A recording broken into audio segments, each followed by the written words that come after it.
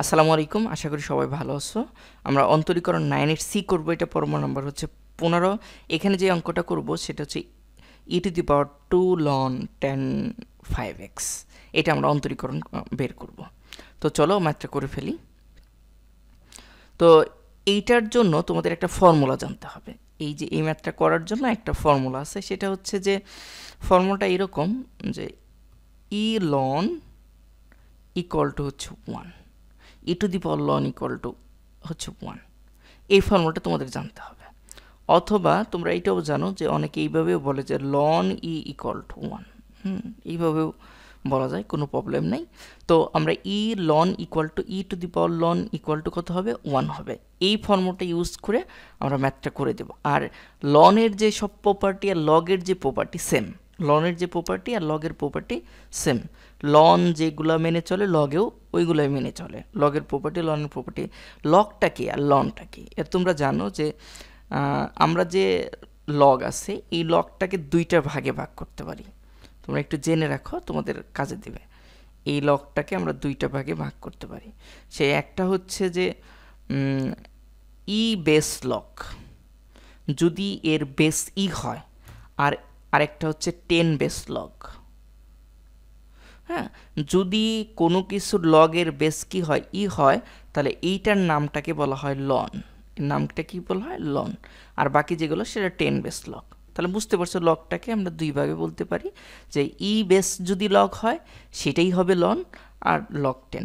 আর আমরা ক্যালকুলাসে আমরা যেটা ইউজ করি ম্যাক্সিমামই, ক্যালকুলাসে আসলে লনটাই বেশি ইউজ করা হয়। ঠিক আছে, এখন আসো, এই যে লগের প্রপার্টি আর লনের প্রপার্টি সেম।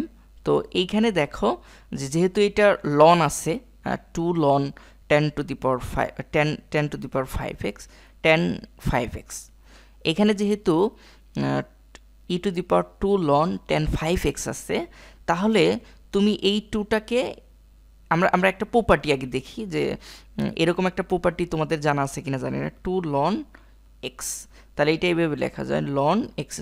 অর্থাৎ এখানে যে সহগ হিসেবে লনের যে সহগটা থাকে সেটা তোমার মানের কি হয়ে যায়? স্কোয়ার হয়ে যায়, পাওয়ার হয়ে যায়। ঠিক অনুরূপভাবে এই প্রপার্টিটা এখানে ইউজ করা হবে। তাহলে প্রথমে আমরা ধরে নিই যে ধরি y ইকুয়াল টু হচ্ছে e⁻² ln 10 5x।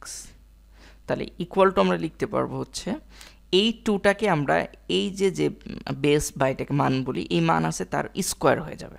তাহলে ই লন আমরা কি লিখতে পারবো? 10 5x তার স্কোয়ার। ঠিক আছে, এটা আমরা লিখতে পারবো। তাহলে ই লন 10 5x তার স্কোয়ার।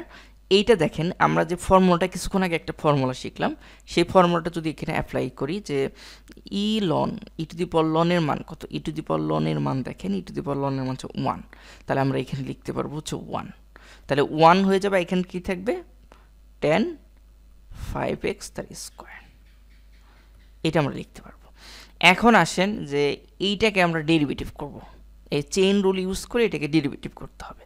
তো প্রথমে 10 5xকে ডেরিভেটিভ করতে, প্রথমে স্কোয়ারের ডেরিভেটিভ করতে হবে, তারপর 10 5xকে ডেরিভেটিভ করতে হবে, তারপর 5xকে, চেইন রুল অনুসারে।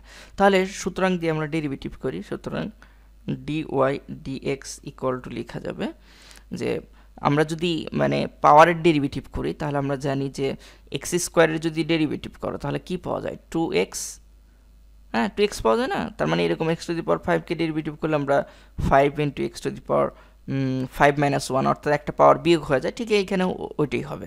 তাহলে প্রথমে আমরা 2 নিয়ে আসবো সামনে, তারপর হচ্ছে একটা পাওয়ার বিয়োগ করলে 10 5x থাকবে, 10 5x। এখন কার করলাম? আমরা স্কোয়ারের করলাম, তারপর 10 5x এর ডেরিভেটিভ করবো। 10 5x এর ডেরিভেটিভ করলে কি হবে? অর্থাৎ এইভাবে তুমি লিখতে পারো, যদি তুমি না বুঝো তাহলে এইভাবে প্রথমে লিখেও করতে পারো যে প্রথমে আমরা কি করলাম? স্কোয়ারের ডেরিভেটিভ করলাম, তারপর 10 5x এর ডেরিভেটিভ করতে হবে, তারপর হচ্ছে 5x এর ডেরিভেটিভ করতে হবে। তাহলে 2 10 5x থাকলো। আর এখানে কত হয়? 10 5x। এটাকে আমরা যদি ডেরিভেটিভ করি তাহলে আমরা জানি 10কে ডেরিভেটিভ করলে কি পাওয়া যায়? sec স্কোয়ার 5x পাবো, তাই না? 10কে যদি আমরা ডেরিভেটিভ করি, 10x কে যদি আমরা ডেরিভেটিভ করি, তাহলে আমরা কি পাই? sec² x পাই না?